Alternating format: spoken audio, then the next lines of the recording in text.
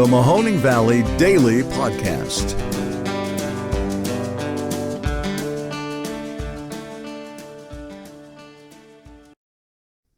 Hi, everybody, and welcome to today's episode of the Mahoning Valley Daily Podcast. With me today is the Superintendent of the Boardman School District, Mr. Tim Saxton. Thank you very much for joining us. Glad to be here.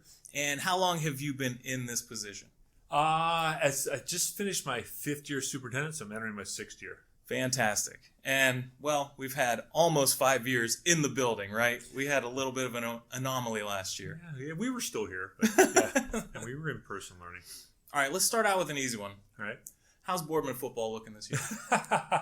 Well, we were almost 3-0. We were Right. 2-1, and we had a shot to win at Massillon Jackson on Friday. And that's a good football team.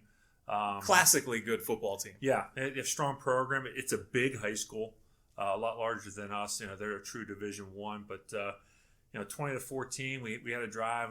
We got to eliminate some of these just bad penalties. You know? Okay. And I think we'll be fine. And one of our best athletes should be coming back soon. That should help. Nice. Yeah. Good deal. All right, I'm going to stay on a playful note for one more. Okay. What do you think is the best food that this cafeteria serves up on a regular basis? Do they have the octagonal Mexican pizzas? That's a good question. Those are called Fiestadas? Fiestadas, yeah. And I know with all the change in the government regulations, You wouldn't even get those passed anymore? yeah. I mean, the chicken patties still are the best. You can't go wrong with the chicken patty. Absolutely not. Good deal. All right, so we are, 1 year into this year's calendar? Yeah. Give or take? Yeah. How's it been going so far with the COVID stuff? Well, we had a great start last week, with last week being our first week. Obviously, I mean, you can't talk about schools opening without talking about mask policies. But if you take that out of the equation, we had a great start. Kids were excited to come back, and teachers were excited to see the kids, and it felt good to get 4 days under our belt. Awesome. All right, so let's start with how things went last year. How much remote learning did you guys have to do? Well, we started the year with 70% of our students attending in person. So 30% obviously were remote learners. By the end of the year, we were at 90% in person and 10% remote. We were built differently last year. Last year we started the year off with our teachers doing both in-person instruction and the remote learning. We wanted, if kids were going to choose the remote option, we wanted to make sure they had access to Boardman educators. So we built a system in which our teachers could do both. That was great until it wasn't, because the one thing we learned around October, I mean, you could just feel it in this building, the stress, burnout, teachers exhausted, and it just wasn't typical. That's what I heard. I mean, Yeah. having to make yourself available all those extra hours and one Zoom call a day is exhausting, let alone having to interface with all those children. Hey, you think, okay, it should be easy to do, is just turn on the live, but it's more than that. And so we wanted to continue. So we had to make some adjustments. We started the year off with an hour delay for our older kids, and then an hour early release for the younger kids, just to buy an extra hour for teachers to engage the remote learners. Mm-hmm. But we had to do something, and it came down to our technology was poor, and we had to find a way to buy time for our staff to balance, or else it was all going to collapse for both learning environments. So we invested money in technology, and we switched into the late fall to Learn at Home Wednesdays. Okay. So everything was remote on Wednesdays, and that helped. I know that was tough on families. Yeah. But it saved both modes of instruction. We did what we had to do, and we were able to get through by making that adjustment. I was going to say, you probably kept a lot of teachers either in the profession or at least in the school just by giving them that slight hybrid schedule. No, absolutely. I mean, you could feel it. There was once we started going to that, there was a different feeling in the building. Our motto was, you can't think big picture. You got to take it one day at a time. So we say win the day. And I'm telling you, people were coming and saying, I'm no longer winning the day. And once we made that adjustment, they said, I'm back. I'm winning the day. So they said, I know it's tough on families, especially families of young kids. And but that helps save that dual mode of instruction. Gotcha. And in terms of investments, you said that you guys were able to be the recipients of a lot of that COVID money. Mm-hmm. How were you able to spread it around, and what's the timeline you have that you have to spend that money? Well, the first round, the ESSER 1 money, that helped offset all the things that we had to do to open the building up last year. We made a considerable investment in plexiglass. Mm-hmm. We tried to have plexiglass for every kid to help out. Obviously, the PPEs, the hand sanitizers, the enhanced cleaning schedules. We had to separate our lunches, space people out. So monitors were on extra duty, so we had to add extra hours for nurses and so forth. So ESSER 1 really helped out with that last year, offset those costs. Sure. Now, were you able to get some capital improvement type things done that you might have been on the wish list for a long time? Sure. ESSER 2 then comes along, and ESSER 2 helped us. One of the things we did for this year is we bought air purifiers for every classroom, commercial grade. They've been stuck in Chicago because of the trucking shortage. But they're arriving tomorrow. We want them for the first week. Sure. They're coming tomorrow. We're going to put every learning space, classrooms, gymnasiums, auditoriums. That's awesome. Because libraries. As we've seen from the science, plexiglass not going to do so much if it's aerosolized and it jumps over the little plexiglass. Right. Surface contamination wasn't as bad as we first thought. It is definitely all about this air purification, especially when we start to have to close the windows for the cold weather that's coming up. Correct. Absolutely, very, very important. So that's awesome to hear. Yes, it's part of that layered approach. And we again, going back, we replaced air filters across the district. So normally, if we didn't have the ESSER money, we'd be pulling from permanent improvement funds to do that. So that freed up some dollars. We were able to finally do some paving, much needed. Since I've been working here, centers need paved. I mean, it's been 20 years. And it looks like a new building in the back. But paving's expensive. Absolutely. And it's hard to make, we just got to suffer through another year because we got to spend this money elsewhere. So ESSER has helped offset some of that. Nothing's better than coming into a freshly blacktop surface. Amen. I say that about my own home. Yeah. It's got to be like Burt Reynolds' mustache. I don't think everyone will get that is listening. It depends on their age, but let's hope. Yeah. Get out there, Cannonball Run, check it out. I mean, what are we doing? All right. So aside from the air purification, what other protocols do you guys have in place this year? Obviously, we're requiring masks. You hear it? Yeah. Okay. Yeah, we're requiring masks. I'm sure you didn't know that at all, right? Breaking news, but obviously we are following what the local health department. We followed the advice from the local health department and the Ohio Department of Health and ODE last year, and served us well. The local health departments, actually, the Trumbull and Columbiana, Mahoning, Warren, and Youngstown City all came together, made a pretty strong statement. Okay. And said, this is what you should have layers. They highly recommend getting people vaccinated. Sure. So last year we sponsored clinics here, and we will continue. We're working on, again, our next clinic here in the fall. The next thing would be masking. They recommend universal masking for staff and students. Then air filtration. Mm-hmm. So we're working on that. We replaced the filters to have the air purifiers. They recommend continue your cleaning standards like you talked about, and then following the quarantining and isolation protocols that they have in place. So we're doing all those layers. Yeah, I mean, that is the Swiss cheese approach that we heard Dr. Amy talk about last year. Sure. And, it's all commonsensical, but, we're getting a lot of pushback, especially with the masks right now, because that is something that's being mandated. It's not optional. Right. And so, how are you able to address the pushback?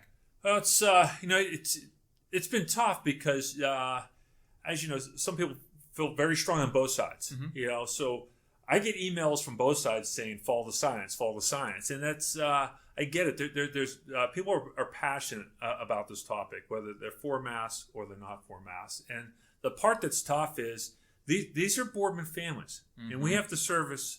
We're here for Boardman. We service our families, so we don't want to intentionally isolate any group. I think about it as educators. We don't. It's just in your DNA. You don't think win lose. You think either kids winning or gonna be a winner. Yeah. So this concept of when you choose math, there's winners and losers. Is really for educators. It's kind of, unless you're a coach, maybe. Right. But we talk about football first. That's not in our DNA. We believe every kid can win. So we're working. Where's the win-win in this? And Mm-hmm. that's tough. If there was one out there, educators are very good at finding things that work well elsewhere and copying it. That's Right. what we do. Sure. But no one has solved that equation. No, like you said, it's not a zero-sum game. Yeah. And in the end of the day, like I like to say, everybody is still going to be living here with one another. No matter Right. what transpires, you're still going to have your neighbors, and you're still going to have as good of a community connection within the school and outside of the school as possible. It's hard to, a very, very proud Boardman resident. I hate to see Boardman divided.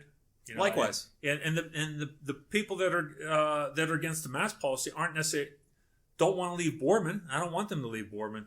That's been hard. It's been hard on our school board and our administration because we want to service our entire community, but we believe and this is the best way to keep kids in school and learning. Yeah. Do you think that a political makeup of a town can be indicative of how they feel about a mandate? Have you seen that? It's a good question. I don't really know, to be honest with you. I guess if I had more time to research it, Sure. I could dive into that a little bit deeper. I know, I just see it has divided almost every town. When you take a look at it, no matter what choice you've made, whether you're going optional or whether you're going required, it is just dividing school districts all across Ohio and across our nation, which to me is not good for education. It's not. But can I ask, how many kids have passed out from wearing a mask? I'm not aware of any, and not in the Boardman schools. Okay, So, that's good. yeah. Because, you hear a lot of, fear-mongering about some science. Now, like you said, you can find probably a doctor to back up any position you Sure. have. So there are a lot of people that, like I saw at the emergency meeting, bringing up a lot of science that really hasn't been borne out in reality and in practical matters, but they still kind of were able to use that as a defense against the mandate. Well, that's the great thing about the internet. There's a lot of information. I mean, there's information everywhere. We're very good at information gathering because we have access to so much more information than maybe 20, 25 years ago. So going back to what I said before, I have both sides saying follow the science, follow the science. As a leader, you're trying to make a good decision. Probably one of the things that I found most comforting was reaching out to like an Akron Children's Hospital and speaking to a member of the pediatric unit. And I was able to plug into a email thread in which these pediatric doctors were having this intelligent professional discussion about it, and people taking both sides. But there was overwhelming evidence from the pediatric doctors to mask. Right. They highly recommended it. They said we need the mask. So speaking of group talks, I was wondering, do you have some kind of secret Zoom group with other superintendents where you guys just cry on each other's shoulders? It's we probably need something like that. Most a support superintendents, group. yeah. I think I was bald when I began, but I think a lot of superintendents are gonna go bald. Yeah. And then on a serious note, if you take a look at most, I mean, it's been hard on them. It goes back to that. We want to serve our communities, and this is tearing people apart. But to answer your question, one thing people may or may not know, every Wednesday, including tomorrow, we're on a Zoom call or in-person call with the health department. Every Wednesday, ever since we launched last year. So members of the local health department are on there, all the superintendents that are served by the ESC of Eastern Ohio. So there's about 20, 22 superintendents on there. We're talking COVID every Wednesday morning with the health department. Awesome. Just iron sharpens iron, trying to figure out what are you doing, what's working, what's not working. Obviously, you can see in Mahoning County, there's 4 or 5 schools that have a masking policy. Right. I think 2 more were just added today. I did not know that. On that, I heard Lowville and I know Camel was half, but now they're going full because they've had more COVID cases. Now, I know Ohio does a tiered approach as to per county positive infection rates, I believe. Would you think that maybe a more numbers-based approach would work? I mean, I know that at that point you would then say, all right, we're up at 5%, we have to put the mask back on. Right. But then you would at least give people benchmarks in terms of knowing, all right, if we get to this, if we do our due diligence, or by pure luck, we get below this number, then we take them off, but then we put them back on. But at least it would be based on benchmarks or something. Well, it's actually a really good point. Being a former math teacher, I love data, love numbers. Yeah. In that meeting, we get a weekly update of COVID cases, both total population and school-age children, broken down by zip code. Yeah. So every week I'm looking at the 44512, and then we have a little 44511 and 44514. But really, our bulk of Boardman is 44512. I'm looking at those numbers, and we're watching the trends. That was my question. Like, how far down are they able to break it? So it's farther than just at the county level. Right. It goes down to zip code, and for us, it actually goes. They share school-age children. That's awesome. Yeah. That's awesome. All right. So if someone is positive in the schools, what then do they have to do? Well, they have to isolate. So if someone is positive, obviously that was determined by a test somewhere. The local health department is obviously aware of, or they should make the local health department aware of that. Also should contact the school. As in conjunction with the health department, we also do any contact tracing within the building. The health department will do the contact tracing outside of the building. Right. But then they need to isolate, for those 10 days while until they're symptom free. Mm-hmm. And what type of contact tracing how far out does it spread in terms of all right, I was around this person for this long? How does that work? For us, I can only speak for in the schools because that's what we do. Right. For us, that's really the reason why I went to mask, because if you have a mask or you're vaccinated, there's no quarantine. Gotcha. So huge for difference. us, the only time it could happen for us is they have to take the mask off for lunch. Mm-hmm. There's just no way around it. And we can't get them 6 feet apart. No. So you may have, and it's a 3-foot rule. So maybe one across, one left to the right, depends on the lunchroom. So you may have 2 or 3 kids get quarantined. But last year you would have maybe 15 to 20 kids, because if they're traveling class to class and lunch, so we can that includes a lot more. Right. We can greatly reduce the number of kids quarantined. It'll only be lunch, and that's just depends where they sit. So that, to me, is the biggest driving factor behind masks, is the fact that the quarantine rules allow kids to stay in school. Going back to what parents wanted, we talked about that Wednesday at home. They said, look, okay, we made it through. Please don't ever do that again. So they want kids in school. Takes, right? They don't want kids sitting at home. And also, the plexiglass was another thing they said. The plexiglass puts them in this bubble that segregates them, because just the way it's hard to see. That's the other thing. We worked hard to get rid of the plexiglass, replaced with the air purifier. So those are things we heard loud and clear from parents. We want our kids in school, get rid of the plexiglass, keep protocols in place. And so that's really the big decision behind the masses. It allows us to check the box, keep kids in school. I was going to say, those sound like common sense trade-offs that are net benefit for everyone. Right. Excellent. All right, so tougher question, because it seems like we're having a discussion on 2 different fronts in terms of COVID, right? Because you have one battle, it's scientific, whether or not it's real. I mean, I'll add parenthetically that most people are beyond that now, but there's still a debate about how dangerous it is and how much risk people are in.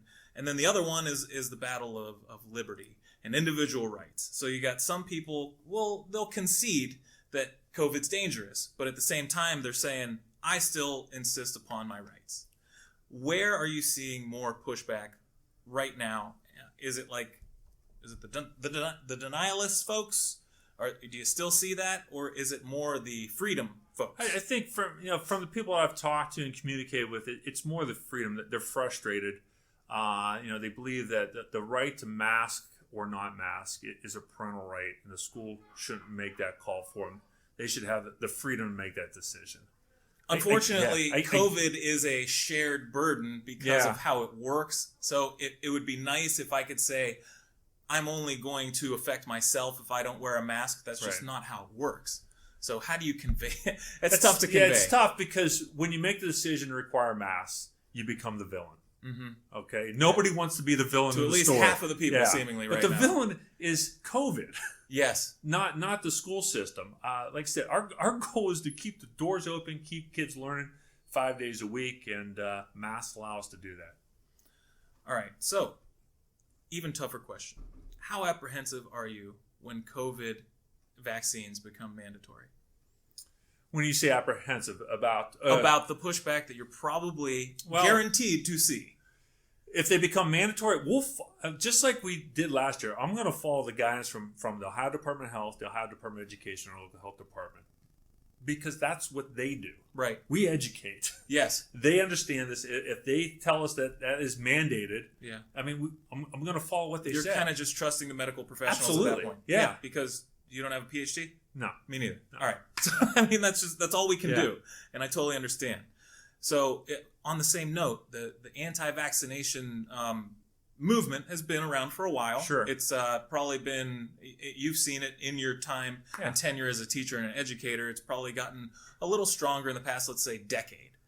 What do you do when someone comes in, even before COVID, and they say, no vaccinations for my kid? Well, I mean, like you said, there are vaccinations that are required Have been for 60 years. Yeah, and there are exemptions on the books. And those are for like religious. Yeah. So if someone, people have used those in the past. So, but for the most part, those are very few and far between. Right. But there is board policy on those. So. Okay. So you just have to follow the policy. Yeah. All right. So we have exemptions for anti-mask students, but are there any exemptions or for anti-vaccination students? Are there any exemptions for masking? There is. That's probably been the most common question the last couple of days. There's medical exemption. There's an exemption for mental health. Right. There's exemption if it's part of a child's IEP, if a child has a disability. And there's also religious exemption. But those also need to be documented. Right. So what I've tried to explain, there's not a personal exemption. Right.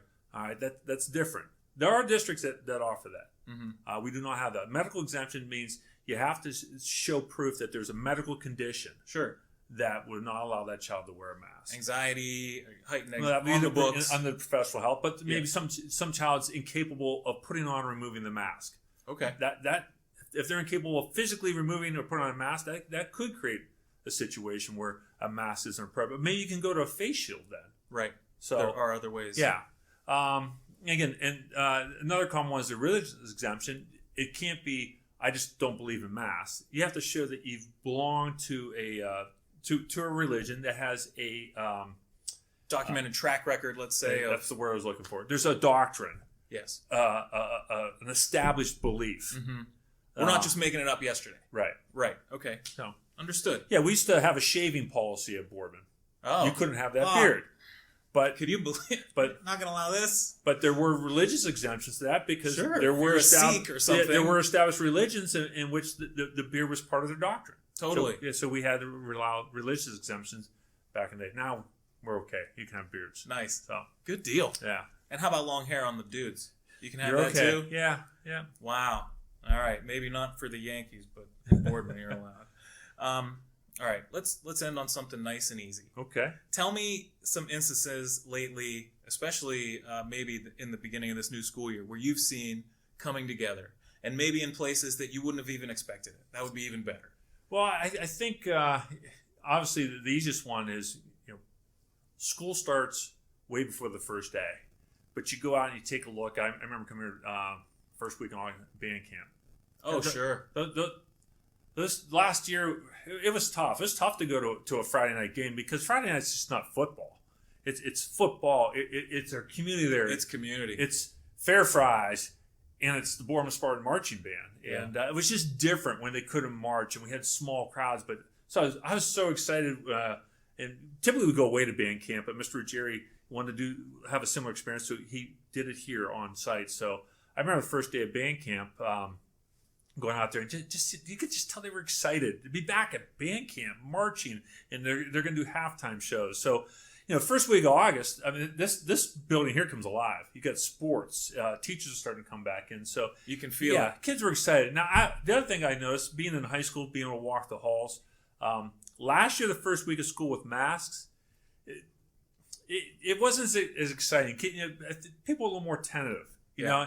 And I remember walking through the hall and smiling, and I realized no one can see me smile. Right. Like, and I always want to smile at the kids. I'm thinking, I got to learn how to smile with my eyes. But I'm going to tell you, the first week of school this year wasn't like that. Kids were excited. I mean, you could just feel there's an upbeat tempo. There was excitement in the air, and you could tell kids were smiling. Kind of a little bit of learning to live with it for the time being, making the best of it. The one thing that I think we've learned from COVID is the kids dealt with it a lot better than the adults. No doubt. Our kids are resilient. They are. Not just Boardman kids. Kids kids across our country, they're a lot tougher than we give them credit for. They certainly are, Yeah. because you know what? We have established norms that we're breaking, and we're getting all hurt about it. Yeah. And this is Yeah. the new norm for them. It's all they know, so they're rolling with it a lot better. I know they're frustrated. Everyone's looking for it. It's just, especially at the end of May there, you go into June, and also you could walk in the store and have a mask, and I didn't have to worry about leaving the car. Felt great. Yeah, we all felt like, and so, I mean, the timing was just... Delta's been a bummer across the board. Yeah, and you couldn't pick the worst time. It's just when school's going to start. So I get that, especially for the seniors. Yeah. You know, you think back to the seniors that maybe lost from 2 years ago, that lost a prom. You know, all of a sudden they show up March, schools are closing, no prom. It's their senior year. That's tough. So I know last year we were able to give kids some of those experiences, found a way to make it happen, and so. I guess that's where kids are resilient, and I think that, you know, at first they're like, okay, what's going to happen here? But I think if they can see, okay, I can have a senior year. It might be I got to make some adjustments, but we are moving forward. Yeah. You know, we have a student cheering section at games and homecomings planned, so things are moving forward with some slight adjustments. Sure. Well, I mean, I hope you guys are able to keep the numbers down, so you're able to keep all of those events in place. There's nothing more important than homecoming and all those seminal moments in somebody's academic calendar. Great memories, yeah. Yeah. So, I mean, I wish you continued success, and I really hope that, you know, this isn't forever. We've seen a drop in the numbers, I think, nationwide recently. So, in other countries, you know, they went through a Delta surge, and it kind of cooled off. So, I'm hoping for the same thing here. I agree. I think we can't be they always say, make sure you study history so you can predict the future. And I think we have to take a look at what happened in some of these other countries that Delta went through. Yeah, it tore through there, but then just like our other spikes, it does low. And that's why we're doing this for 20 days. Let's see what this is like. You know, let's evaluate the situation, you know, 5, 10, 15 school days in, and then and just be smart about it. So maybe it will subside.